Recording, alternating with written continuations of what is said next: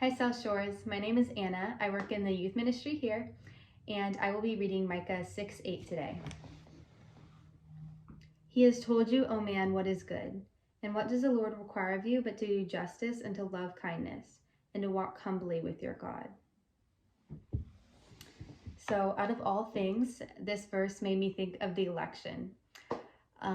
It's going to be my first presidential election that I'm voting in, and it's hard to not know about it today. It's everywhere. It's in the news, it's on social media, and it can be overwhelming at times. There's a lot of information, and a lot of it isn't trustworthy. And when things like this happen in the world, people look at Christians to see how Christians are going to respond. The scripture says to act justly, love mercy, and to walk humbly. And that's not something you typically find in politics. So to act justly means to protect human dignity and to stay true to the laws of Christ. As Christians, we can't take Christ out of politics because he's the purpose of our lives. As Christians, we are called to not conform to the world, but stay true to the Lord. To love with kindness and mercy.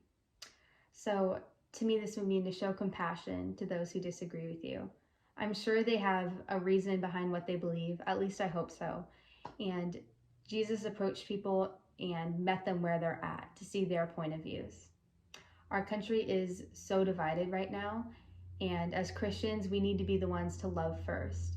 If we put our political disagreements above love for people, then we aren't going to have unity. As Christians, we need to be the ones to reach out as Jesus would.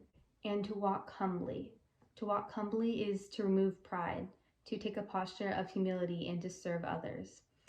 If the candidate you voted for wins, it doesn't mean to be boastful and prideful, and celebration is good, but we want to be people who do not brag to other people, but who show kindness and grace in all circumstances. And if the candidate you voted for loses, we know that we have a God who is sovereign. All the kingdoms in this earth will bow down to the kingdom of Jesus Christ. There is nothing that surprises God, and there is nothing that he can't control. He has planned the next 4 years of your life within a world where this presidential candidate is president. Earth is not our home, but heaven is.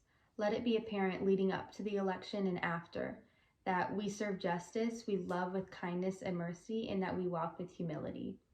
Let us vote not as Democrat or Republican or in between, but as fully devoted followers of Jesus Christ.